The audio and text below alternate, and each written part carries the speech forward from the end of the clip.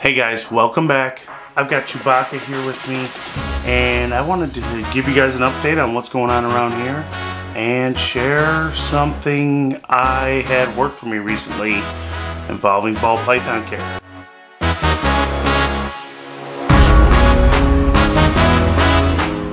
When a male comes out of breeding season, and a female for that matter, it is sometimes difficult to get them on food. Essentially, they get into a mode where all they are focused on is breeding, so they don't really consider even eating food.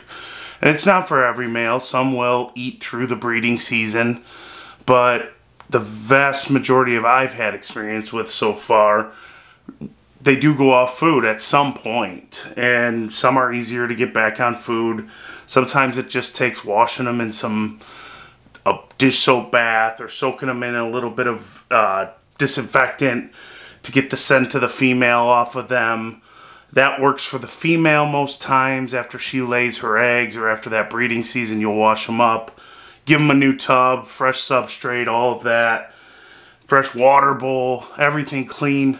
Put them in there and they'll start eating again. But some are more difficult. And I want to share a story we had recently with you, but first we'll go through a little bit of an update. If you've been watching Instagram, you may have seen we had several clutches about a month ago, and we had one clutch of 12 house snake eggs.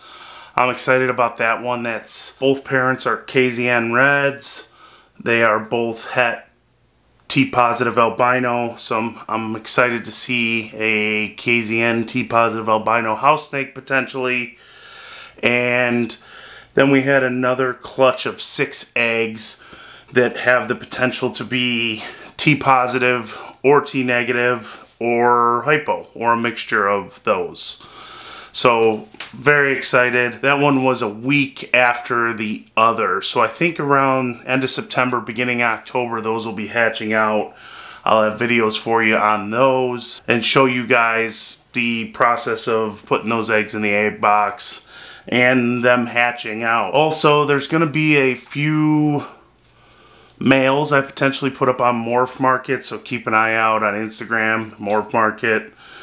I either have produced a replacement male for, or just have gone another way with our breeding plans. So keep an eye out for that. There may be some cool stuff you see go up. And we also had one clutch of ball python eggs.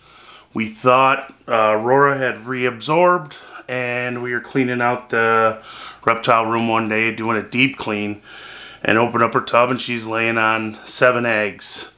It looks like 2 of those are not good. They didn't have really good veins in them, if any veins at all. And they seemed kind of deflated, like they weren't full like the rest of the egg. We'll see. We should have 5 good ones from the looks of it right now. Hopefully everything goes well, fingers crossed, and we could have some sunset het clowns. But again, don't want to count our eggs before they hatch. Back to the males going off food. So we had a male recently about the same size as Chewbacca here. He's probably about 800, 900 grams, and he would not eat. Washed him in on dish soap, no luck. Soaked him in a disinfectant, no luck. Tried a probiotic, no luck. Even different substrates. I tried aspen, I tried paper towels, I gave him a hide.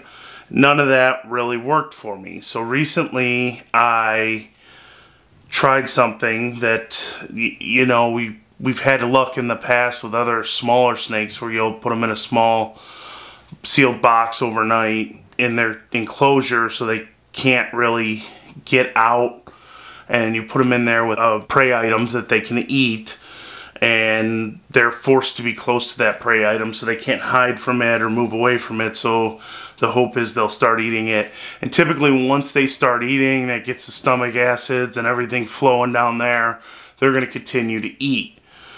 So we thought we'd try this, but again, he's an 800, 900 gram male, so didn't want to stress him out too much. So we essentially put him in, and I'll show you here one of them. Let's see if you can, let me pull the water dish out so don't spill it everywhere. You can see how big that snake is compared to that tub. So you'll see the thumbnail says, is this controversial? And that's because you get people who just don't understand ball pythons. They think of their own being and how much space they need and want. And yes, I agree with you. If I'm sitting in a small room all day, you know, no sunlight, anything, yes, it makes me not the same. I'm not happy.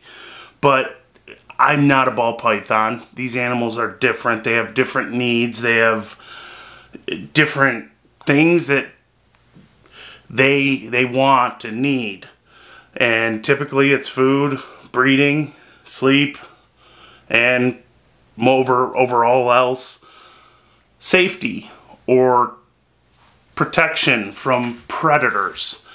And that's where we get into this being an effective method, is because he in this larger size tub you see here felt exposed, is essentially all I can deduce from this, because he would not eat in there, even with a hide. He had a hide where he could go in, feel in a small cramped place, and then come out and get where he wanted to go.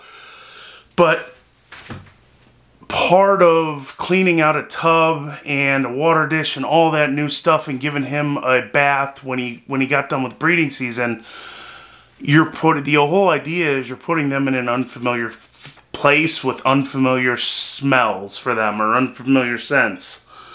So with that, there's the potential they can feel exposed because they are in an unfamiliar place. The idea is you put them in that smaller place where they feel closed in, they know, feel safer, I guess you'd say, because there's no predators that can potentially get them.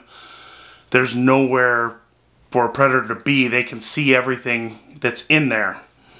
So that did the trick, and he's taken multiple meals now in that tub. And I don't plan to keep him in that hatchling tub forever. I plan to move him back into this once he's taken, probably 4 or 5 meals, and he's back going again, and he's on a good routine, because a lot of this is about routine with these animals.